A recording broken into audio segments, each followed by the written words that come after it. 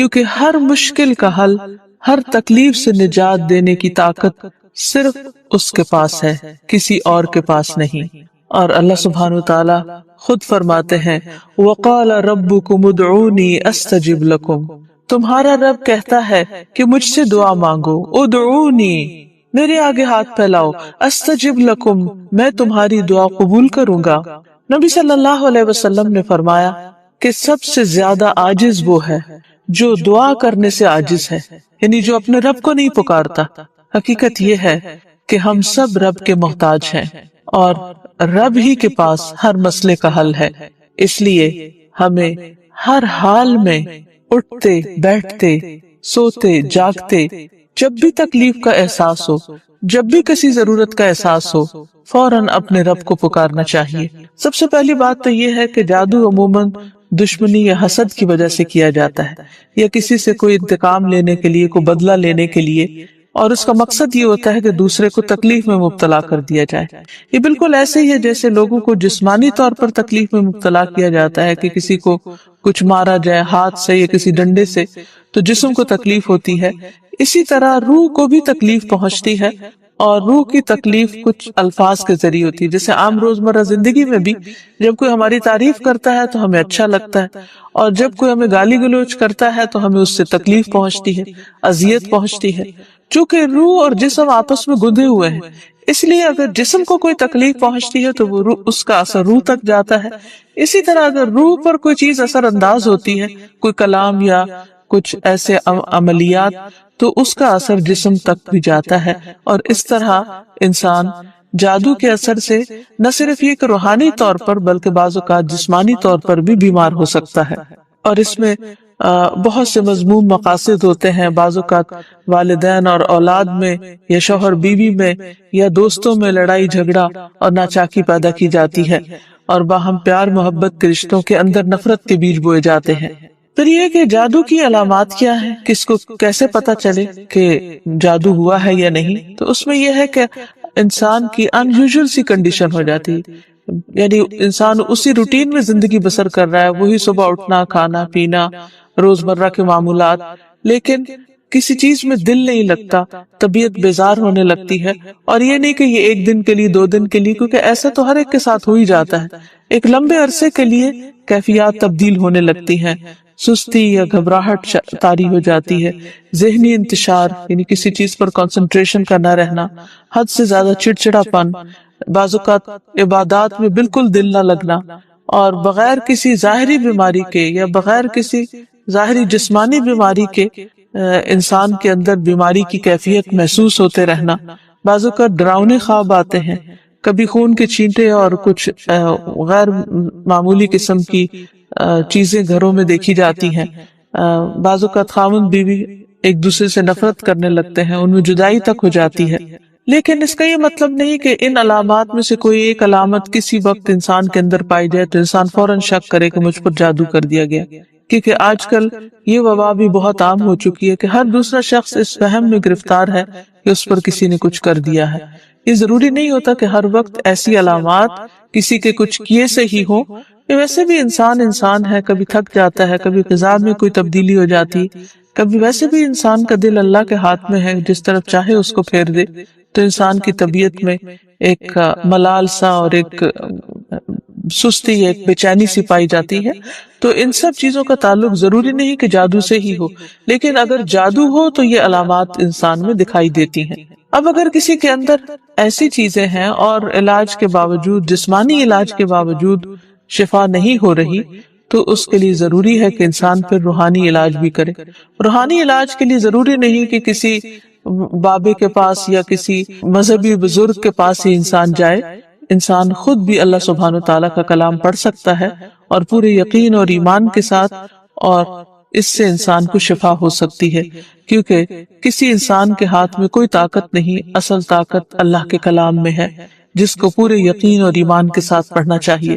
بہرحال اس سے پہلے کہ انسان کسی ایسے جادو کا شکار ہو، کچھ حفاظتی تدابیر بتائی گئی ہیں۔ جیسے جسمانی بیماریوں سے بچنے کے لیے حفاظتی تدابیر بتائی جاتی ہیں، ایسے ہی روحانی بیماریوں سے بچنے کے لیے بھی حفاظتی تدابیر ہیں۔ اس میں سب سے پہلے تو یہ کہ انسان پاک صاف رہے، طہارت اور وضو کا اہتمام کرے۔ اسی طرح عبادات کی پابندی بہت ضروری ہے، کیونکہ جب انسان اللہ تعالیٰ کے آگے جھکتا ہے، اللہ تعالیٰ کے ساتھ اس کا تعلق مضبوط ہوتا ہے، تو نہ تو وہ توہمات کا شکار ہوتا ہے اور نہ ہی وہ جادو اور مختلف چیزوں کا شکار ہوتا ہے، یعنی شیطانی اثرات اس پر کم سے کم ہوتے ہیں۔ اسی لیے نبی صلی اللہ علیہ وسلم کے سامنے جب ذکر کیا گیا کہ ایک شخص صبح تک پڑا سوتا رہا اور نماز کے لیے بھی نہیں اٹھا، تو اس پر آپ نے فرمایا کہ شیطان نے اس کے کان میں پیشاب کر دیا ہے، یعنی اپنی نجاست اس میں ڈال دی ہے۔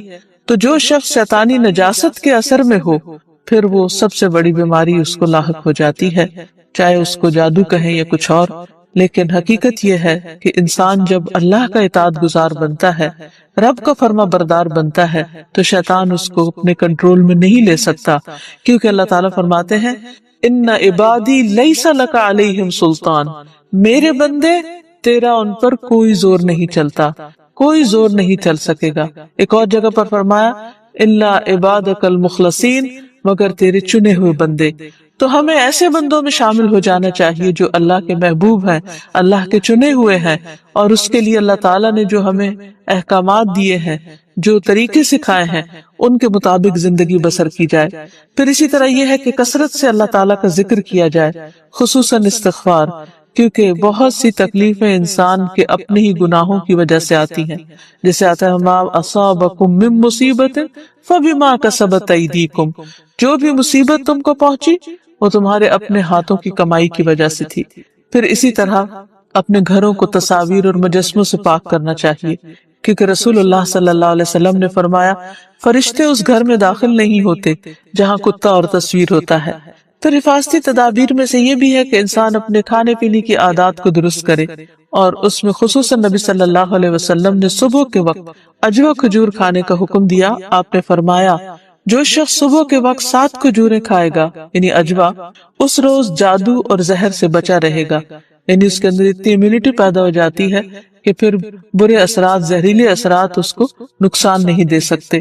پھر اسی طرح مختلف مواقع پر مسنون اذکار کا اہتمام کرنا، مثلاً بیت الخلاء جاتے وقت نبی صلی اللہ علیہ وسلم نے سکھایا اللہم انی اعوذ بک من الخبث والخبائث، اے اللہ بے شک میں ناپاک جنوں اور جننیوں سے تیری پناہ چاہتا ہوں، کیونکہ جادو میں بھی عموماً جنات کو استعمال کیا جاتا ہے اور وہ گندی جگہوں پر رہنا پسند کرتے ہیں۔ اسی لیے جب کوئی بیت الخلاء جائے تو یہ دعا پڑھ لے تو انشاءاللہ اس سے ان کے شر سے محفوظ رہے گا۔ پھر اسی طرح آپ نے فرمایا جنوں کی آنکھوں اور بنی آدم کی شرم گاہوں کا پردہ یہ ہے کہ جب کوئی بیت الخلاء جائے تو بسم اللہ پڑھ لے، تو کوئی بھی اس کو پھر دیکھ نہیں سکتا۔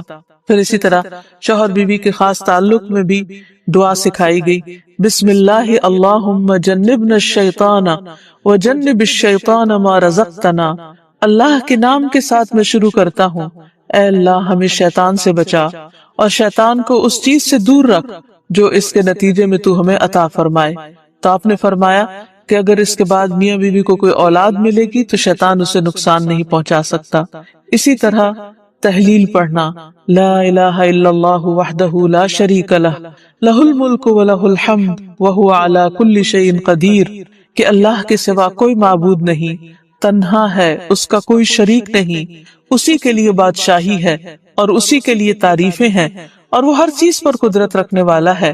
دن میں جو شخص 100 دفعہ اس کو پڑھے گا اس کے لیے 10 غلاموں کو آزاد کرنے کا ثواب ہے، 100 نیکیاں لکھی جائیں گی، 100 برائیاں مٹائی جائیں گی، اور خصوصاً اس دن وہ شام تک شیطان کے شر سے محفوظ رہے گا، اور کوئی شخص اس دن اس سے بہتر عمل کرنے والا نہیں سمجھا جائے گا سوائے اس کے جو اس سے زیادہ اس کو پڑھے۔ پھر اسی طرح انسان ہر معاملے میں جہاں بھی انسان کو مشکل ہو اللہ تعالیٰ کی پناہ میں اپنے آپ کو دے۔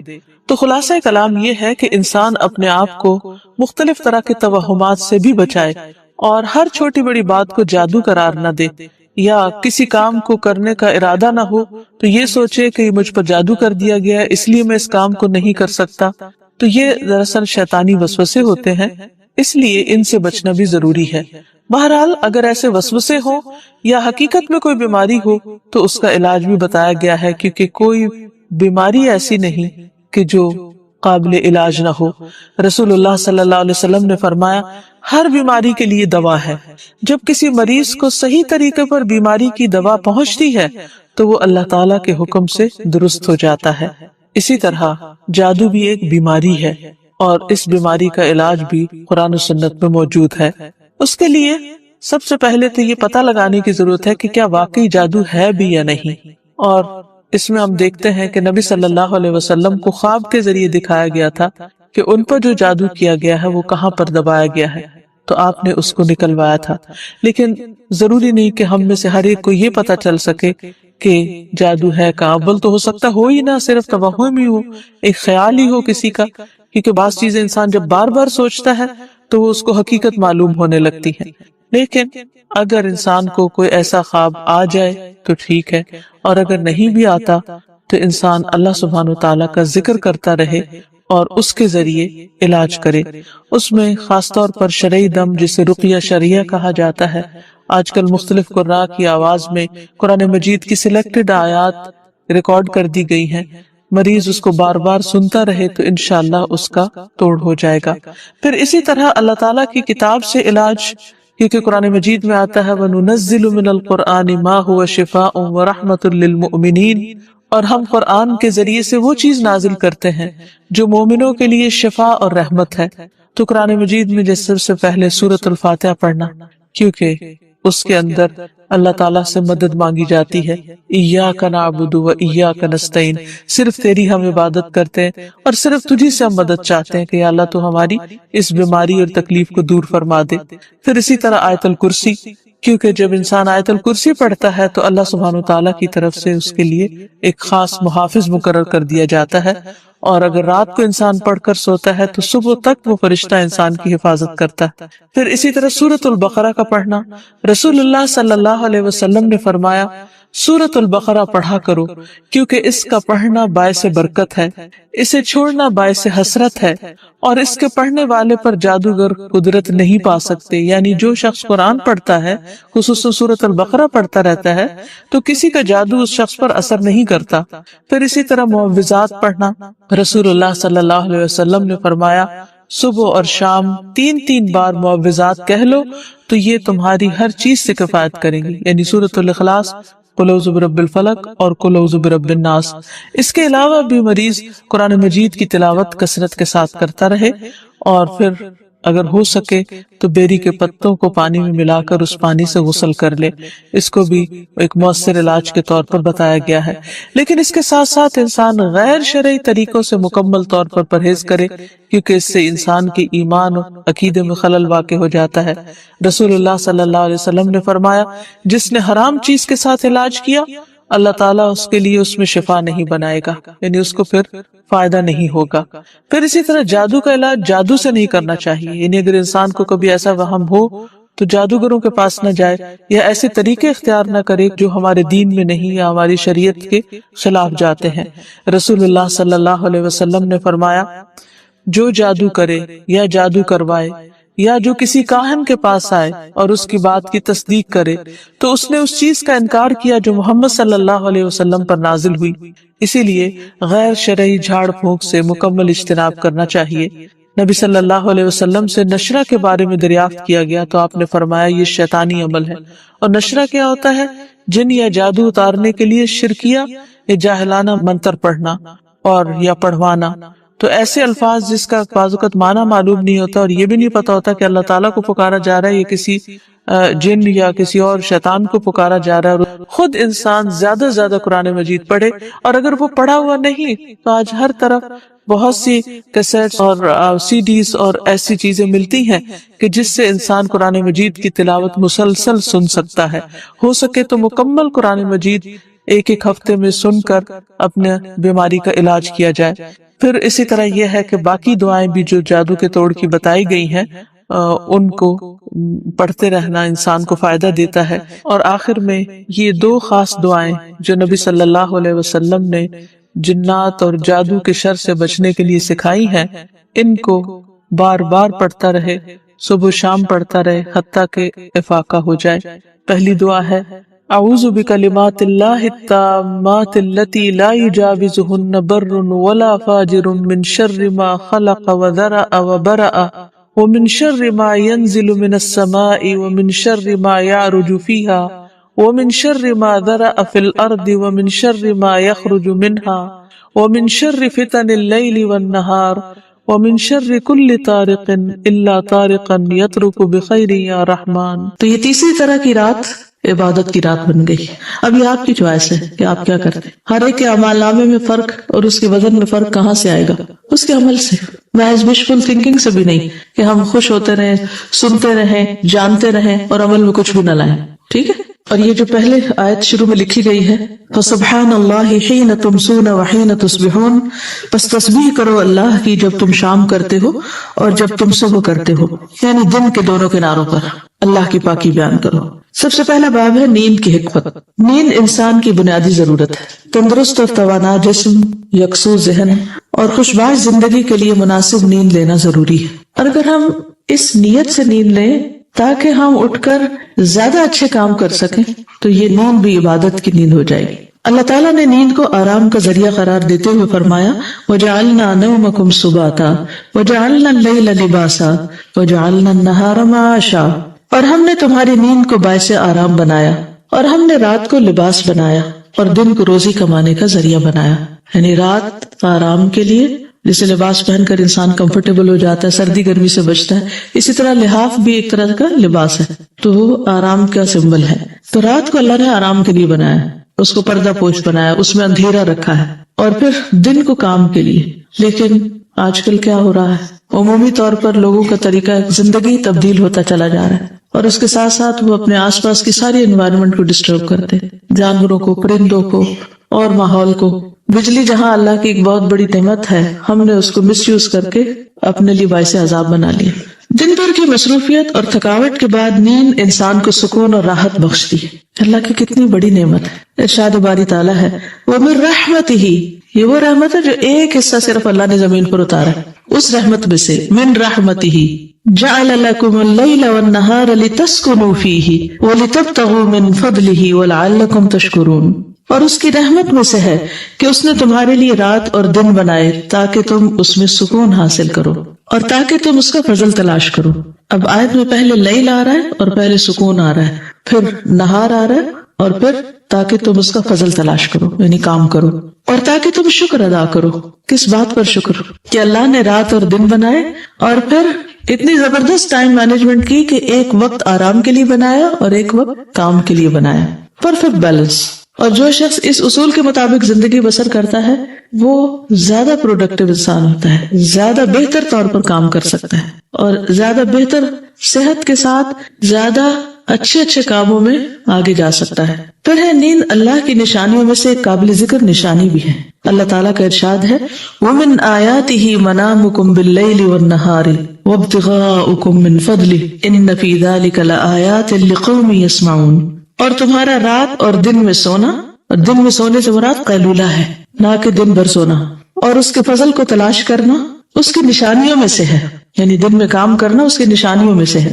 بے شک اس میں سننے والوں کے لیے بہت سی نشانیاں ہیں، یعنی جو بات کو غور سے سنتے ہیں، غور و فکر کر سکتے ہیں. نیند انسان کو اس قابل بنا دیتی ہے کہ انسان تازہ دم ہو کر دن بھر اپنے کام کاج احسن طریقے سے انجام دے اور اللہ کا شکر کرے. کیونکہ اللہ سبحانہ و تعالیٰ نے یہاں پر وَلَعَلَّكُمْ تَشْكُرُونَ کی بات کی کہ تم شکر ادا کرو، کہ شکر اللہ کا جس نے نیند بنائی اور شکر اللہ کا کہ جس نے رات کے بعد دن بنایا. تو یہ نعمتیں کس لیے ہیں؟ کہ انہیں استعمال کرنے کے ساتھ ساتھ شکر ادا. شکر گزاری کا بہترین طریقہ یہ ہے کہ انسان ہر موقع پر اللہ تعالیٰ کو یاد رکھے. یعنی شکر گزاری کیسے؟ ہمارے اوقات اللہ کی یاد میں گزرے اور اس کی رضا کے مطابق اپنے صبح و شام بسر کرے. یہ ہے شکر گزاری. تو اس میں کرنے کے کام کیا ہیں؟ نتائج نکالیے. کیا سمجھ میں آئی؟ کیا کریں؟ What to do؟ رات کو سونا چاہیے، پہلا سبق. ٹھیک ہے.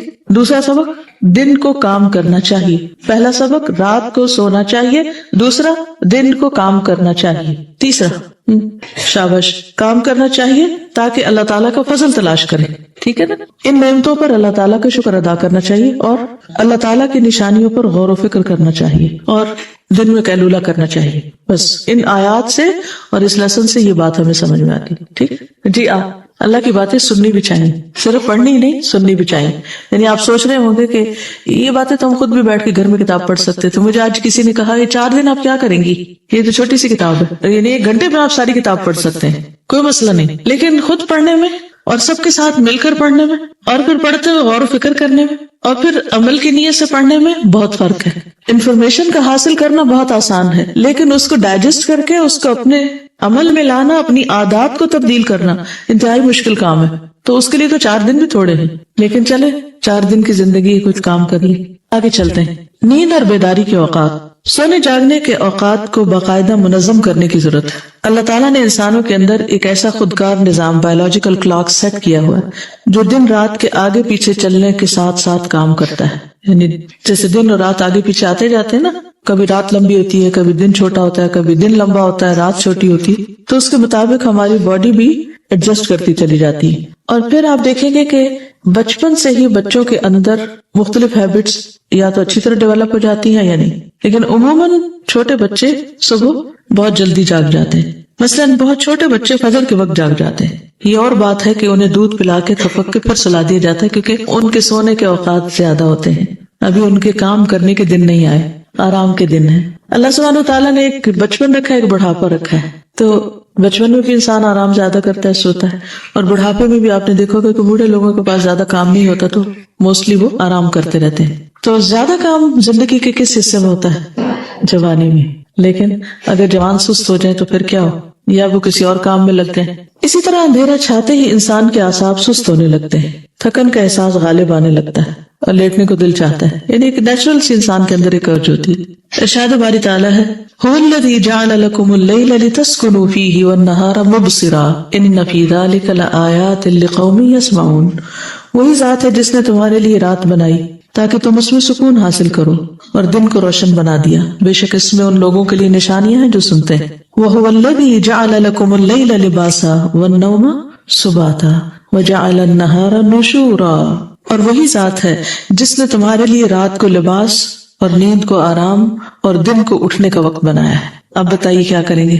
وَجَعَلَ النَّهَارَ نُشُورًا. کیا ترجمہ کریں گے؟ اللہ تعالیٰ کا منصوبہ کیا ہے, اس کا پلان کیا ہے کہ دن کو کس لیے بنایا جائے؟ سو کر دوبارہ اٹھنے کے لیے. اور ہم نے کیا بنا دیا اس کو؟ سو کے دوبارہ سونے کے لیے. وَجَعَلَ النَّهَارَ نُشُورًا. ایسا کیوں ہے کہ ہم اب راتوں کو جاگنا پسند کرتے ہیں اور دن کو سو جانا؟ ایسا کیوں ہو گیا ہے؟ اور لوگ اس کو جسٹیفائی بھی کرتے ہیں. ایک وقت ہوتا تھا کہ دن کو سونا برا سمجھا جاتا تھا, لیکن اب بڑے چھوٹے بچے جوان سب سو رہے ہوتے ہیں اور کوئی برا نہیں سمجھتا, کیونکہ جب سبھی سو رہے ہیں تو کون کس کے عمل کو برا سمجھے جو وہ خود بھی کر رہا ہے. جی آپ بتائیے.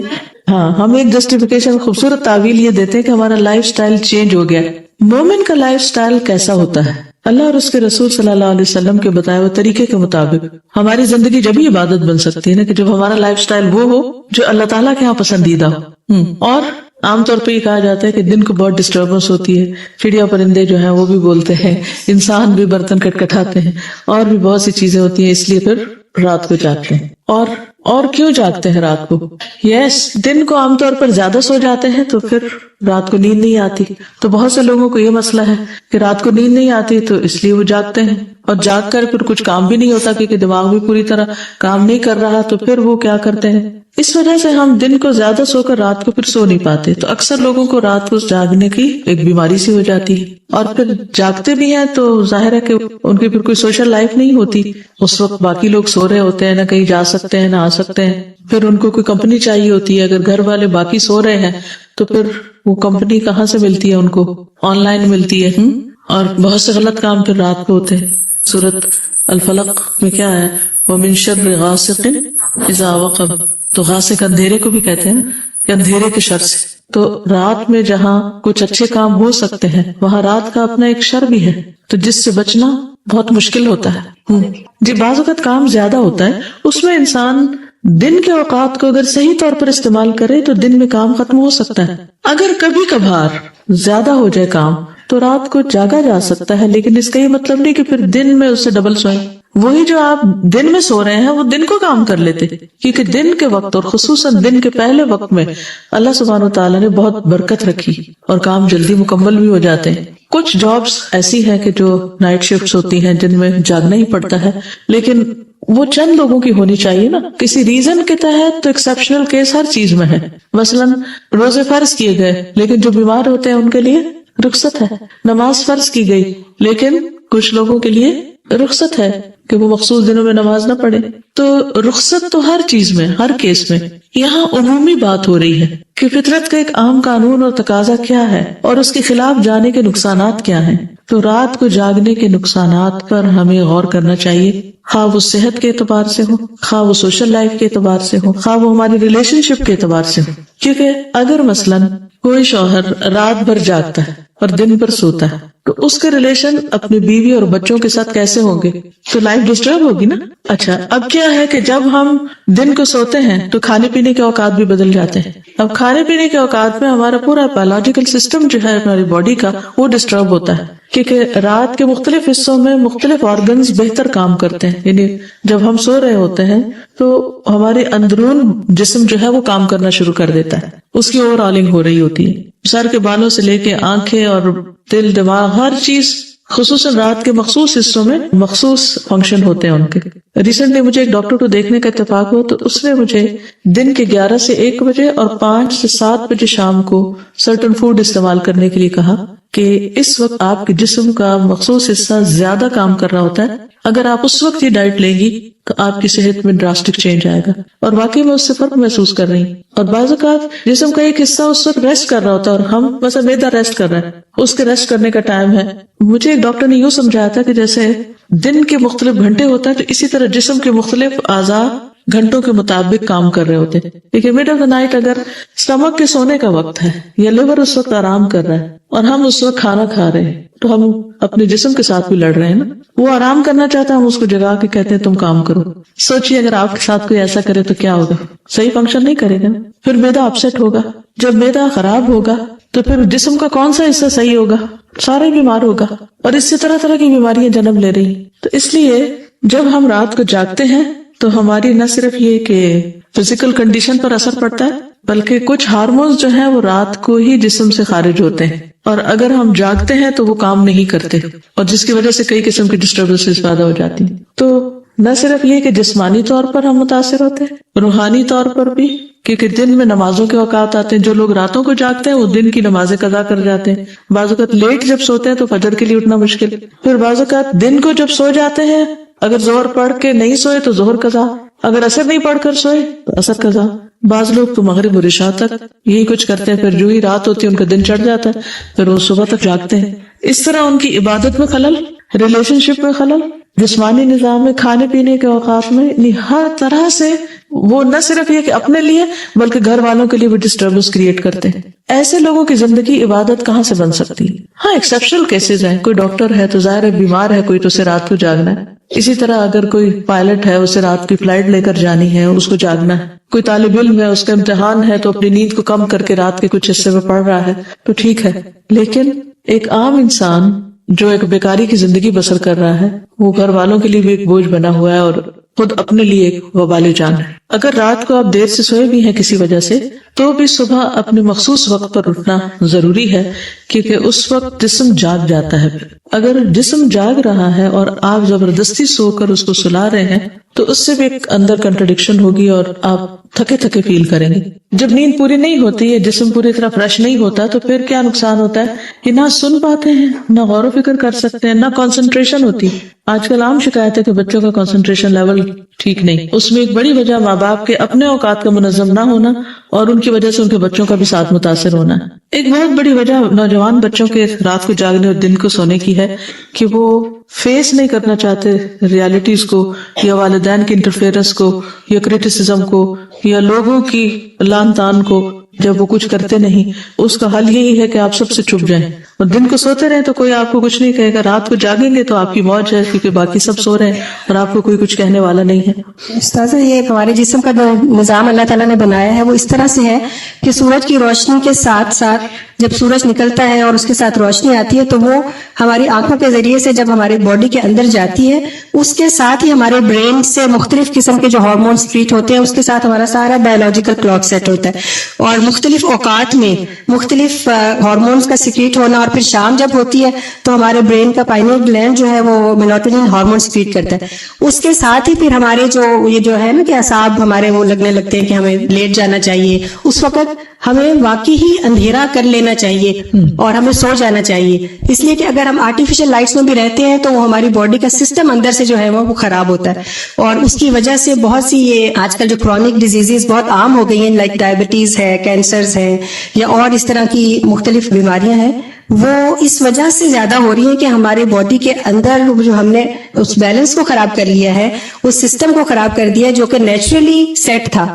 اب اس میں ہم جس وقت اندھیرا ہونا چاہیے اس وقت ہم لائٹ جلا لیتے ہیں اور آرٹیفیشل اس میں لائٹ میں رہتے ہیں، بسر کر رہے ہیں اور تو سارا بیلنس خراب ہو جاتا ہے۔ بالکل۔ ایک اسٹڈی کے مطابق جو لوگ رات کو جاگتے ہیں ان کے اندر کچھ ایول ہیبٹس ڈیولپ ہو چکی ہوتی ہیں۔ تو من شر غاسق اذا وقب، جی یعنی رات کے تھوڑے گھنٹوں کی نیند بھی بہت کافی ہو جاتی ہے، اور دن کی اگر اسے ڈبل بھی سوئے تو جسم اس طرح ریسٹ نہیں کر پاتا اور اس طرح اس کا حق ادا نہیں ہوتا، کیونکہ نبی صلی اللہ علیہ وسلم نے فرمایا کہ ان لجسدک علیک حق، تمہارے جسم کا بھی تم پر حق ہے۔ پھر ہے اللہ یتوفی الانفس حین موتها والتي لم تمت في منامها فيمسك التي قضى عليها الموت ويرسل الاخرى الى اجل مسمى ان في ذلك لآیات لقوم يتفکرون۔ اللہ ہی ہے جو موت کے وقت روحیں قبض کر لیتا ہے، اور جو نہ مرا ہو اس کی روح نیند کی حالت میں قبض کر لیتا ہے، پھر جس کی موت کا فیصلہ ہو چکا ہو اس کی روح کو روک لیتا ہے اور دوسری روحیں ایک مقررہ وقت تک کے لیے واپس بھیج دیتا ہے۔ بے شک اس میں غور و فکر کرنے والے لوگوں کے لیے بہت سی نشانیاں ہیں، یعنی ہمارے جسم کی وہ روح جس کی وجہ سے ہم بہت کچھ کام کاج کرتے پھرتے ہیں، جب اللہ تعالیٰ ہمیں سلاتا ہے تو وہ روح نکال لیتا ہے ہم سے تاکہ ہم پوری طرح پرسکون ہو جائیں، ورنہ اگر وہ بیچ میں ہی رہے تو کیا ہوگا، ہم سو کر بھی ایکٹیو رہیں گے۔ اسی لیے اگر آپ بستر میں لیٹے اور آپ کو نیند نہ آ رہی ہو تو آپ فلی ایکٹیو ہوتے ہیں، بے شک لیٹے ہوتے ہیں لیکن آپ سوچ وچار کر رہے ہوتے ہیں، اور آپ ایسے ہی ہوتا ہے جیسے ایک بے سی کی کیفیت ہوتی ہے۔ خباب بن جبیر کہا کرتے تھے، نوم اول النہار خرق واوسطہ خلق واخرہ حمق، دن کے اول میں سونا جہالت ہے، وسط میں سونا پسندیدہ عادت ہے یعنی قیلولہ، اور آخر میں عصر کے بعد سونا حماقت ہے۔ اس لیے سب سے پہلی بات یہ کہ ہمیں اپنے سونے جاگنے کے اوقات کو منظم کرنا ہے۔ ایک اور بات ہمیں یہ پتہ چلتی ہے کہ ہر روز کا سونا ہمیں موت کا ایکسپیرینس بھی کرواتا ہے، کہ ہم ہر روز سوتے ہیں اور پھر اللہ کے فضل سے جاگ اٹھتے ہیں اور ہمیں کام کا ایک اور موقع، ایک اور دن مل جاتا ہے، ایک اور چانس مل جاتا ہے، پھر ایک دن آئے گا کہ اس کے بعد دوبارہ نہیں اٹھنا ہوگا۔ تو ہر دن ایک شکر گزاری کا دن ہونا چاہیے کہ اللہ تعالیٰ نے اس دن میں ہمیں کچھ کرنے کا موقع دیا اور پھر واقعی کچھ کرنے والے بھی ہوں۔ جی، اس لیسن میں سے کیا کیا کرنے کے کام ہیں؟ نمبر 1، اپنے سونے جاگنے کے اوقات کو منظم کرنا چاہیے۔ منظم کرنے کا مطلب کیا ہے؟ ٹائم سیٹ کرنا ہے کہ میرے جاگنے کی لمٹ کیا ہے، کس وقت مجھے سو جانا ہے اور کس وقت مجھے اٹھ جانا ہے۔ اٹھ جانے کے بعد بستر سے اٹھنا ہے، نہ کہ بیڈ میں اٹھے رہنا۔ عام طور پر کتنے گھنٹے کی نیند کافی ہو جاتی ہے؟ 8 آور کا مطلب یہ ہے کہ پھر زندگی کا تیسرا حصہ سو کے گزار دیا۔ ہر انسان کی طلب یا ضرورت مختلف ہوتی ہے، لیکن 6 گھنٹے بہت کافی ہوتے ہیں اگر آپ واقعی ٹائم پر سو جائیں اور ٹائم پر اٹھ جائیں، اور کچھ دن آپ اس کی پابندی کریں تو پھر آپ کی عادت بھی بن جائے گی۔ اگر شروع میں 6 سے کام نہیں بھی چل رہا تو آہستہ آہستہ اس کو 6 پر لے آئیں۔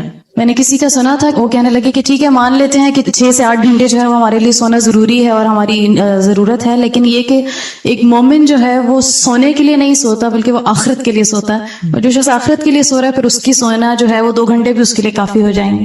ہمارا سونا برائے سونا نہ ہو بلکہ سونا ایک عبادت ہو، اور اس لیے سونا ہو تاکہ جاگ کر اور بہتر کام کر سکیں، صرف مشین کو ایک ریسٹ دینے کے لیے تاکہ دوبارہ زیادہ بہتر طور پر ایکٹیو ہو کر کام کر سکیں۔ سونے کے لیے تو قبر کی زندگی بہت لمبی زندگی ہے۔ قبرستان کو آپ دیکھیں، سب لوگ کیا کر رہے ہیں؟ ہم سوئے ہوئے اپنے اپنے مرقد میں، اب وہ اٹھ کے وہاں سے یہاں تو نہیں آ سکتے کہ کچھ کر سکے. تو آج ہمارے پاس وقت ہے کہ ہم کچھ کر لیں. عصر کے بعد نہیں سوئیں, عصر کی اذان ہو جائے تو مت سوئیں, ٹھیک ہے, کیونکہ وہ رات کے قریب بھی ہو جاتا ہے. اور پھر جب عصر کی اذان کے بعد ہم سوتے ہیں تو اس کا نقصان کیا ہوتا ہے کہ پھر رات کو نیند نہیں آتی, پھر رات دیر سے سوتے ہیں تو پھر صبح تھکے ہوئے اٹھتے ہیں, جب صبح تھکے ہوئے اٹھتے ہیں تو پھر سارا دن سونے کو دل چاہتا ہے. پھر ہماری چونکہ عادت بن چکی ہے عصر کے قریب سونا, نتیجہ کیا ہوتا ہے کہ عصر کو سو کے پھر تو اس میں جو قیلولہ کرنا ہے اس میں کوشش ہے کہ 15 منٹ کے لیے خاموش آنکھیں بند کر کے لیٹ جائیں, چاہے بہت گہری نیند نہ بھی سوئیں, اور اس کے بعد اٹھ جائیں تاکہ رات کی نیند ڈسٹرب نہ ہو.